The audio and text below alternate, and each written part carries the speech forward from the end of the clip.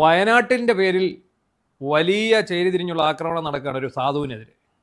ഒരു സാധാരണക്കാരൻ കഷ്ടകാലത്തിന് അവൻ്റെ വീട് വെച്ചു കൊടുത്തത് ആ ചോർച്ച ഉണ്ടെന്ന് പറഞ്ഞു പോയതിന് ഇത്രയും ഒരുത്തന്നെ വേട്ടയാടുക എന്ന് പറഞ്ഞാൽ ഒരു പാവമായ പ്രവാസിയായിരുന്നു എന്ന് പറഞ്ഞാൽ ഇവിടെ ഒന്ന് ഓട്ടോ അടിച്ച് മറ്റും ജീവിക്കുന്ന ഒരാളാണ്. എന്തൊക്കെ ആക്രമണങ്ങളായക്കെതിരെ 16 പേരെയാണ് ഇവിടെ കുടുംബത്തിൽ നഷ്ടമായത്. അപ്പോൾ ഇപ്പോൾ പറയുന്നത് ഒരാൾ എഴുതിയിരിക്കുകയാണ്, ഞാൻ കണ്ട ഒരാൾ എഴുതി, ഇവനൊക്കെ എന്തിനാണ് വീട് കൊടുക്കാൻ പോയത്? ഒരു ചോദ്യം. മറ്റൊരു ചോദ്യം, ഇയാൾ വേറെ ആരുടെയോ വീട് തട്ടിയെടുത്തതാണെന്നാണ്. അയാൾക്ക് അർഹതപ്പെട്ടതല്ല, അയാൾ മറ്റാരുടെയോ വീട് തട്ടിയെടുത്തതാണെന്നാണ്.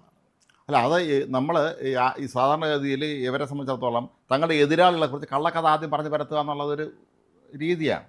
അത് വിശ്വസനീയമായ രീതിയിൽ പറഞ്ഞു കൊടുക്കും. അതെ, അതാണ് ഈ നമ്മുടെ മറിയക്കുട്ടി അടിമാലിയിൽ അത് പെൻഷന്റെ കാര്യം ചോദിച്ചതിനാണ്. മറിയക്കുട്ടിയുടെ 2 മക്കൾ അമേരിക്കയിലാണെന്നും അവർക്ക് 100 ഏക്കർ ഭൂമി അടിമാലിയിലുണ്ടെന്നും എഴുതി പിടിപ്പിച്ചു.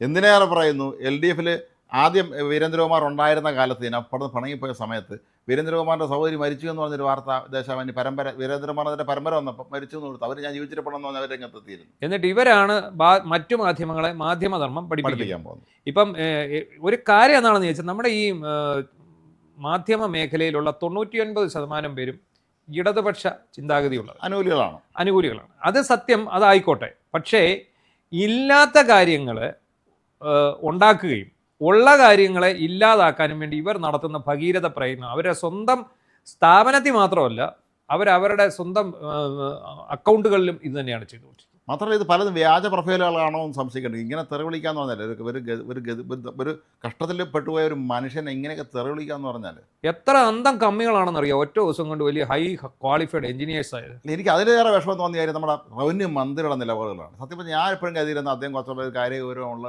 ഒരു നേതാവാണ്, മന്ത്രിയായിരുന്നൊക്കെ ആയിരുന്നു. പക്ഷെ അദ്ദേഹം ഇപ്പോൾ ഇറങ്ങി നടന്ന് ഈ വരച്ചു വെക്കാനും ഒക്കെ പോകുന്നത് കിണർകോലു എഫക്റ്റ് ആണ്. എനിക്ക് കിണർകോലു പറഞ്ഞു, കിണർകോലുവിൻ്റെ ഒരു സ്വാധീനത്തിൽ നമ്മൾ കാണും. കാരണം കിണറിൽ ഇറങ്ങിയ ഒരു പാരമ്പര്യമൊക്കെ ഉള്ളതുകൊണ്ട് കിണർകോലു ആയിരിക്കും നിങ്ങൾ മൊത്തത്തിൽ ഏകോപിപ്പിക്കുന്നത്. തത്തിപ്പിടിച്ച് കയറുക, ഒരയ്ക്കുക, കഴിഞ്ഞ മുകളിൽ കയറുക, ഒരയ്ക്കുക എന്നുള്ള പറഞ്ഞ പുള്ളിയായിരിക്കും. സത്യത്തിൽ വിള്ളലുണ്ട് എന്ന് പറഞ്ഞു ഒരു സാധാരണക്കാരനായ ഒരു മനുഷ്യനാണ് അത് പറയുന്നത്.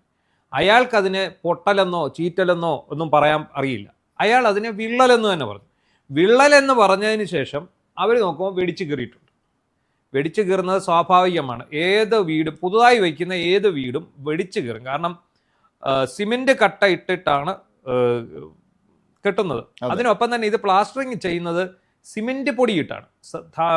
സാധാരണ മണൽ കിട്ടുന്നില്ല, ആറ്റുമണൽ ഇപ്പോൾ കിട്ടാനില്ല. അപ്പോൾ ഇത്തരം ബിൽഡിങ്ങുകൾ കൃത്യമായി നനയ്ക്കുകയും കൃത്യമായി അതിൻ്റെ ബാക്കി പ്രവർത്തനങ്ങൾ ചെയ്യുകയും ചെയ്താൽ പോലും ഇത് ദിവസങ്ങൾക്കുള്ളിൽ ഇതിനകത്ത് ചെറിയ ചെറിയ പൊട്ടലുകൾ വീഴും. അത് ഭിത്തിയിലും ഉണ്ടാവും, മേൽക്കൂരയിലും ഉണ്ടാവും. ഇവിടെ എന്താണ് സംഭവിച്ചിരിക്കുന്നതെന്ന് ചോദിച്ചാൽ, ഇതിന് മേളിൽ ഭിത്തിയിൽ വെള്ളം കെട്ടി നിന്നിട്ട് പൊട്ടലുണ്ടായതിലൂടെ ഈർപ്പം കിനിഞ്ഞ് ഇറങ്ങി. സത്യത്തിൽ ആ വീട് ചോരുകയാണ്. ഇന്നലെ വയനാട്ടിലൊക്കെ വലിയ മഴയായിരുന്നാണ് കേട്ടത്. ഇനി മറ്റെത്ര വീടുകളിൽ ഈ അവസ്ഥ ഉണ്ടായിട്ടുണ്ട്? വേറെ 1-2 വീടുകളിലൂടെ ഉണ്ടായിട്ടുണ്ട്. സത്യത്തിൽ ആ വീട് ചോരുകയാണ് ചെയ്തത്. ആ ചോർന്ന ഭാഗം, അതായത് നനവ് വന്ന ഭാഗം, വെള്ളം കിനിഞ്ഞിറങ്ങിയ ഭാഗം ഊരാളുങ്കൽ സൊസൈറ്റിയുടെ എഞ്ചിനീയർമാർ തന്നെ മാർക്ക് ചെയ്തതാണ് ആ സാധനം. അത് ആടിനെ പട്ടിയാക്കുന്ന അന്തം കമ്മികളും സൈബർ സഖാക്കളും ഒരു സൈബർ സേനയൊക്കെ ചേർന്ന് ഒരു വലിയ കഥ സൃഷ്ടിച്ചു. അതായത് ഇത് പേന കൊണ്ട് ആരോ വരച്ചേച്ച് ഇത് വിള്ളലാണെന്ന് പുറത്ത് പറഞ്ഞു. ഏതാണ്ട് അതേ രീതിയിലാണ് ഈ മന്ത്രി അതന്നെ ഒരു മന്ത്രി എന്ന് പറയുമ്പോൾ, റവന്യൂ മന്ത്രി എന്ന് പറയുമ്പോൾ ഇത്തരം കാര്യങ്ങളെ കുറിച്ച് ആധികാരിക സംസാരിക്കേണ്ട ഒരാളാണ്. അതല്ല, അദ്ദേഹം ഈ ചോർച്ച ഉണ്ട വേറൊരു മുറിയുണ്ട്, ആ മുറി പോയിട്ടുമില്ല. അതെ, ഈ വീടിൻ്റെ മേൽക്കൂരയിൽ പൊട്ടലുണ്ട്, അത് അവർ കണ്ടെത്തി ആ ഭാഗം അവർ മാർക്ക് ചെയ്തു, അത് അവിടെ ബലപ്പെടുത്തി. അതിൻ്റെ അടിവശം, അതായത് മേൽക്കൂരയിൽ ഉള്ള ഭാഗത്തിൻ്റെ ഈ മുറിക്കുള്ളിൽ നിന്നുള്ള ഭാഗത്തെ പൊട്ടലിൻ്റെ ഭാഗമാണ് മാർക്ക് ചെയ്തിട്ട്. ഈ മാർക്ക് ചെയ്തിട്ട് ഇത് ഇന്ന ഭാഗത്തൂടെ പൊട്ടുന്നുണ്ട്. അപ്പോൾ അതനുസരിച്ച് അവർ മേൽ ചെയ്യാൻ വേണ്ടി പോയി. അപ്പോൾ സംഭവം സത്യമാണ്. ധൃതി പിടിച്ച് വീടുണ്ടാക്കി, വീടിന് പൊട്ടലുണ്ടായി, വിള്ളലുണ്ടായി, അതിനകത്തൂടെ വെള്ളം കിനിഞ്ഞിറങ്ങാൻ തുടങ്ങി. ഇപ്പോൾ തുടക്കത്തിൽ അത് ചെറിയ തോതിലാണ് ഇറങ്ങുന്നത്. ശക്തമായ മഴ കാലവർഷം വരുമ്പം അത് സ്വാഭാവികമായിട്ടും വലിയ തോതിൽ തന്നെ ഇറങ്ങുകയും ചെയ്യും. ഉറപ്പാണല്ലോ, ഇനി അങ്ങോട്ട് മഴക്കാലം വരാൻ പോവുകയാണ്. ഇന്നലെ തന്നെ കനത്ത മഴയായിരുന്നല്ലോ. അതെ, അപ്പം അന്ന് 40 വീടുകളാണല്ലോ ഇവർ കൊടുത്തത്. 178-ൽ 40 വീടുകൾ കൊടുത്തു. അത് കൈമാറിയത്, അത് ഈ കൈമാറി ധൃതി പിടിച്ച് കൈമാറി. എന്നിട്ട് ഇപ്പം ഇവർ പറയുന്നത് എന്താണ്? ഞങ്ങളത് പൂർണ്ണമായും വാസയോഗ്യമാക്കിയിരുന്നില്ല. പിന്നെ എന്തിന് കൈമാറാൻ പോയി? പിന്നെ എന്തിന് കൈമാറി? ഇതാണ് ചോദ്യം. സ്വാഭാവികമായ ചോദ്യമല്ലേ? ഇതാണ് സ്വാഭാവികമായ ചോദ്യം. പിന്നെ നിങ്ങൾ എന്തിന് കൈമാറാൻ പോയി? ഞങ്ങളത് കൈമാറാൻ പോയത് എന്തിന് എന്ന് ചോദിച്ചാൽ ഇലക്ഷൻ മുന്നിൽ കണ്ടുകൊണ്ട് ഞങ്ങൾ കൈമാറാൻ പോയത്. കാരണം ഇത് പണി തീരാത്ത വീട് കൈമാറാൻ പോയി. അപ്പോൾ എന്ത് സംഭവിച്ചു? അവർ പെട്ടെന്ന് തട്ടു അടിച്ചു, തട്ടു ഇളക്കി, പെട്ടെന്ന് തന്നെ തട്ടിക്കൂട്ടി സാധനം കൈ കൊടുത്തു. ഇന്നലെ വസീഫ് സംഘം എല്ലാം അവിടെ പരിശോധിക്കാൻ എത്തിയിട്ട് ആകെ അവർ നാണം കെട്ട് മടങ്ങേണ്ട അവസ്ഥ ഒന്നുമില്ല അവിടെ വന്നു. കാരണം ഇപ്പൊ എത്ര പരിശോധകരാണ് വരുന്നത്? KSUവിന്റെ സംസ്ഥാന പ്രസിഡന്റ് പരിശോധിക്കാൻ വരുന്നു, യൂത്ത് കോൺഗ്രസ്സുകാർ പിന്നെ ഇത് ചെയ്യാൻ വരുന്നു. സത്യം ഇതാണ്, തിരക്കിട്ട് തട്ടിക്കൂട്ടി വീട് ചോരുകയാണ്. എല്ലായിടത്തും അങ്ങനെയാണ് സംഭവിക്കാറുള്ളത്. അപ്പോൾ ഇത് വിഷയമായി കഴിഞ്ഞപ്പോൾ ഊരാളുങ്കൽകാർക്ക് 5 വർഷം ഇത് ഗ്യാരണ്ടി ഉണ്ട്. അപ്പോൾ ഊരാളുങ്കൽകാർ എന്ത് ചെയ്യുന്നു? അവിടെ അവർക്ക് ചോർച്ച വന്നു, അവരതിന് ബാക്കിയുള്ള ഭാഗം ചെയ്യാൻ തീരുമാനിച്ചു. അപ്പോൾ ഇവർ പറയുന്നത് എന്താ? Ponding test. റിക്കി പോണ്ടിങ് എന്ന് പറയുന്ന ക്രിക്കറ്റ് കളിക്കാരനുണ്ട്. പോണ്ടിങ് ടെസ്റ്റ് ആയാലും ശരി, പിന്നെ മഗ്രാത്ത് ടെസ്റ്റ് ആയാലും ശരി, ഇത് ഈ സംഭവം വീടുകൾ ചോരുന്നു എന്നുള്ളത് വാസ്തവമാണ്. ആ വീടുകളുടെ ചോർച്ച പരിഹരിക്കുക, അത് കൈമാറുക, അത് ഊരാളുങ്കൽ സൊസൈറ്റി സമ്മതിച്ചിട്ടുണ്ട്.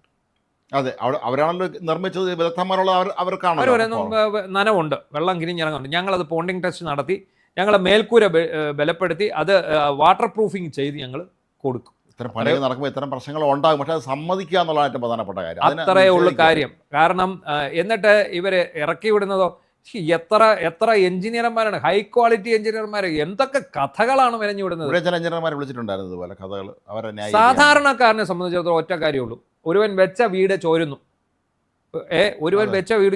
ചോരുമ്പോൾ ചോർച്ച അടയ്ക്കാൻ എന്നാണ് ചെയ്യുക. ഇപ്പം നമുക്കറിയാം, ഇപ്പം സ്വാഭാവികമായിട്ടും നമ്മൾ ഇപ്പോഴത്തെ കാലത്ത് ഒരു വീട് വെച്ചാൽ പെട്ടെന്ന് അതിനകത്ത് ചോർച്ച വരും.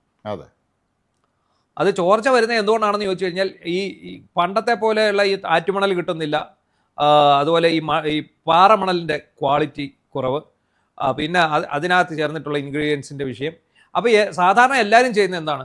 ചോർച്ച വരുമ്പോൾ അതിന് മേളിൽ ഒരു 2 വർഷം, വീടൊക്കെ വെച്ചൊരു 3 വർഷം ആകുമ്പം അവർ അതിന് മേളിൽ റൂഫ് ഇടും. റൂഫ് ഇടുന്നത് കൊണ്ട് 2 ഗുണം, 2 ഒരുപാട് ഗുണങ്ങളുണ്ട്. വീട്ടിനകത്തെ ചോർച്ച ഒഴിവാകും, കൊടും ചൂട് ഒഴിവാകും, വീടിനകത്തെ കടുത്ത ചൂട് ഒഴിവാകും. അതുപോലെ തന്നെ നമുക്ക് ഈ വലിയ മഴയൊക്കെ ഉള്ള സമയത്ത് നമ്മുടെ വസ്ത്രങ്ങളൊക്കെ ഉണക്കിയെടുക്കാനും, പിന്നെ നമുക്ക് ഉപയോഗശൂന്യമായ എന്ത് സാധനങ്ങളും മഴ കൊള്ളാതെ നനയാതെ വീടിൻ്റെ മുകളിൽ തള്ളിയിടാനും ഒക്കെ ഇതുകൊണ്ട് സംഭവിക്കും. പിന്നെ ചിലരൊക്കെ ഇതിനകത്ത് തന്നെ മറച്ചു കെട്ടി ഒരു റൂം കൂടെ എടുക്കും, അങ്ങനെയാണ് എടുക്കുന്നത്. ഇതിപ്പോൾ സംഭവം സത്യം എന്താണ്? ഊരാളുങ്കൽ സൊസൈറ്റി വയനാട്ടിൽ 40 വീട് നിർമ്മിച്ചു. ഈ 40 വീട് ഇലക്ഷന് മുന്നോടിയായിട്ട് ഉദ്ഘാടനം ചെയ്യാൻ വേണ്ടി തട്ടിക്കൂട്ടി താക്കോൽ ദാനവും നിർവഹിച്ചു. ഇപ്പോൾ വീട് ചോരാൻ പറയുന്ന വീട് പണി പൂർത്തിയായിട്ടില്ല. ഇപ്പൊ പറയുന്നത് പൂർത്തിയായിട്ടില്ല, പൂർത്തിയാക്കിയ ശേഷം കൈമാറും. പിന്നെ എന്തിനായിരുന്നു ഈ പ്രഹസനം? അല്ല, ഈ ഇതിനെക്കുറിച്ച് ചോദിക്കുമ്പോൾ ഈ CPM നൽകുന്ന മറുപടി വിചിത്രമാണ്. കോൺഗ്രസ്സുകാർ വീട് വെച്ചില്ലല്ലോ എന്നുള്ളതാണ്. അത് മാത്രം ഒരു കോൺസെൻട്രേറ്റ് ചെയ്യുന്നത്. ഓക്കെ, അവർ വീട് വെച്ചില്ല, അത് അവരെ കുറ്റം തന്നെയാണ്, നമ്മൾ അവരെ ഒരിക്കലും ന്യായീകരിക്കാൻ പറ്റില്ല. പക്ഷേ നിങ്ങൾ കുറ്റം ചെയ്യുന്നപ്പോൾ മറ്റവൻ അതെല്ലാം ചെയ്തതെന്ന് പറഞ്ഞിട്ട് ഒരു കാര്യമില്ല. അതിനകത്തും വ്യത്യാസമുണ്ട്. അത് അവരെ ഒരു രാഷ്ട്രീയ പാർട്ടി വീട് വെക്കുന്നത്, ഇത് സർക്കാർ വെച്ച വീടാണ്. ഇത് സാധാരണക്കാരൻ്റെ നികുതി പണവും ഇതിനകത്തെ പണവും എടുത്താണ് ദുരിതാശ്വാസ നിധി, ദുരന്ത നിവാരണ അതോറിറ്റി, ഇവിടെ നിന്നൊക്കെയുള്ള സഹായത്താലാണ് ഇത്രയും വീടുകൾ നിർമ്മിക്കുന്നത്. ഈ വീടുകൾ നിർമ്മിക്കുന്ന സമയത്ത് ദേ ആർ ആൻസറബിൾ ആണല്ലോ. കാരണം എന്താണെന്ന് ചോദിച്ചാൽ അവർ ആൻസറബിൾ ആണ് ജനങ്ങളോട്. എന്തുകൊണ്ട് ഇനിയിപ്പം നൗഫലിൻ്റെ വീട് എന്തുകൊണ്ട് ചോരുന്നു എന്ന് എനിക്കും ചോദിക്കാം, നിങ്ങൾക്കും ചോദിക്കാം, എല്ലാവർക്കും. നമ്മുടെ നികുതി പണമാണ്. അതെടുത്തിട്ടാണ് ഈ പുട്ടടിക്കുന്ന പരിപാടി കാണിച്ചിരിക്കുന്നത്.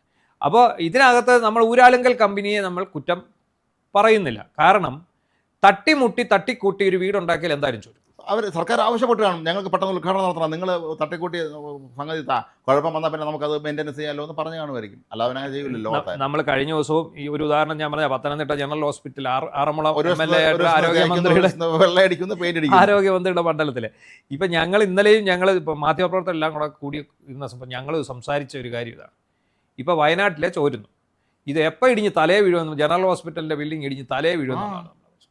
എന്തിനാണ് ഇങ്ങനെ ഒരു പ്രഹസനത്തിന് നിൽക്കുന്നത്? ഇത് എക്കാലവും ജനത്തിന് വേണ്ടി നിങ്ങൾ നിർമ്മിക്കുന്നതാണെങ്കിൽ, നിങ്ങൾക്ക് അക്കാര്യത്തിൽ ഉറപ്പുണ്ടെങ്കിൽ, പിന്നെ നിങ്ങൾ എന്തിനാണ് ഞങ്ങൾ നിർമ്മിച്ചതാണെന്ന് നിങ്ങൾക്ക് ഉറപ്പുണ്ടെങ്കിൽ പിന്നെ എന്തിനാണ് നിങ്ങൾ ജനത്തെ ഇറങ്ങി പോകുന്ന വഴിക്കെങ്കിലും നന്നായിട്ട് ചെയ്ത് വെച്ചിട്ട് പോകണം. എപ്പോഴും നമ്മൾ ഇറങ്ങി പോകുന്ന വഴിക്കെങ്കിലും അതിന് ആ സമയത്ത് പോലും ഇമാതിരി പണിയാണ് ഇവർ കാണിക്കുന്നത് എന്നുള്ളതാണ് എൻ്റെ തമാശ.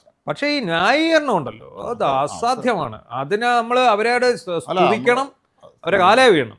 ന്യായീകരണ തൊഴിലാളികളെ നമ്മൾ അഭിനന്ദിച്ചേ പറ്റുള്ളൂ. ഗംഭീര തൊഴിലാളികളാണ് അവർ. പിന്നെ കിണർകോലിൻ്റെ വാക്ക് കേട്ടിട്ട് ഇറങ്ങി പുറപ്പെട്ട് കുറേ അബദ്ധങ്ങൾ ചെയ്ത് ചാടിയെങ്കിലും ഇത്തരം കാര്യങ്ങൾ ഉടായ്പ കാണിക്കുന്ന കാര്യത്തിൽ അവരെ പോയിട്ട് ഇനി കേരളത്തിൽ മറ്റാരും ഉള്ളൂ. സത്യത്തിൽ മന്ത്രി രാജൻ ഇതിനകത്തൊരു കരുവായി മാറി. അതെ, അദ്ദേഹത്തെ ട്രോളുന്ന ട്രോളാണ്, പരിഹാസ കഥാപാത്രമാക്കി മാറ്റി എന്നുള്ളത് മാത്രമാണ്.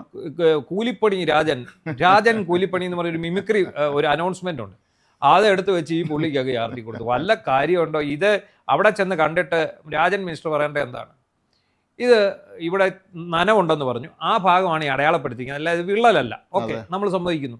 അപ്പോൾ ആ നനവുള്ളതിനാൽ ഞങ്ങൾ അതിൻ്റെ ക്വാളിറ്റി ചെക്ക് ചെയ്തതിന് ശേഷം ക്വാളിറ്റി ടെസ്റ്റ് ചെയ്ത് അതിന് വേണ്ട റൂഫിങ് അല്ലെങ്കിൽ പ്ലാസ്റ്ററിങ് നടത്തി വാട്ടർ പ്രൂഫ് ചെയ്ത് ഞങ്ങൾ ഈ വീട് സുന്ദരമായി തന്നെ അവർക്ക് കൈമാറി. നമുക്ക് ലോകത്ത് ആർക്കും കെട്ടൊക്കെ വയ്ക്കുമ്പോൾ ഇങ്ങനെ സംഭവിക്കാം. പക്ഷേ സമ്മതിക്കുന്നതിന് വേറെ ഇമാതിരി ഉടായ്പ കാണിക്കുന്നിടത്താണ് അതിൻ്റെ ഏറ്റവും വലിയ വൃത്തി. അതിന് എന്നിട്ട് എന്താണ് പ്രശ്നം? ആ പറഞ്ഞയാളെ, ആ നൗഫൽ എന്ന് പറഞ്ഞയാൾ, അയാളെ കള്ളനാക്കി ഇവർ. അയാൾ കോൺഗ്രസ്സുകാരനാണ്, അതുകൊണ്ട് അയാൾ പറഞ്ഞതാണ്, അങ്ങനെയാണ് പറഞ്ഞത്.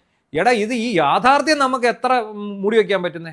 ഈ ഈർപ്പം ഇറങ്ങി വരുന്നു, ഈ വെള്ളം ഇറങ്ങി വരുന്നു എന്നുള്ള യാഥാർത്ഥ്യം മൂടി വയ്ക്കാൻ പറ്റും? അത്രേ ഉള്ളൂ. എന്തായാലും വലിയ ഒരു എന്താ പറയുക, നന്ദികേട് അല്ലെ ഒരു നെറികേടാണ് ഈ നാട്ടിലെ ജനങ്ങളോട്, വയനാട്ടുകാരോട് മുഴുവൻ മാത്രമല്ല, നൗഫലിനോട് മാത്രമല്ല, ഈ നാട്ടിലെ മുഴുവൻ ജനങ്ങളെ ഈ CPM എന്ന് പറയുന്ന പാർട്ടിയോട് ജനങ്ങൾക്ക് എത്രത്തോളം വിരോധമുണ്ടാകാൻ കാരണമാകുന്നു അത് എന്തുകൊണ്ടാണെന്ന് ചോദിച്ചാൽ ഇത്തരം നെറികെട്ട പ്രവർത്തനങ്ങൾ കൊണ്ട്. ഏതായാലും കൂട്ടത്തിൽ CPIയുടെ മന്ത്രിയുടെ ഒരു പണി കൊടുത്തിട്ട് അങ്ങ് പോകാമെന്ന് വിചാരിച്ചു. ഇപ്പൊ എന്തായാലും ആ K. രാജൻ എന്ന് പറയുന്ന മിനിസ്റ്റർ കൂടെ ഇതിനകത്ത് ബലിയാടായി എന്ന് മാത്രമേ നമുക്ക് പറയാം.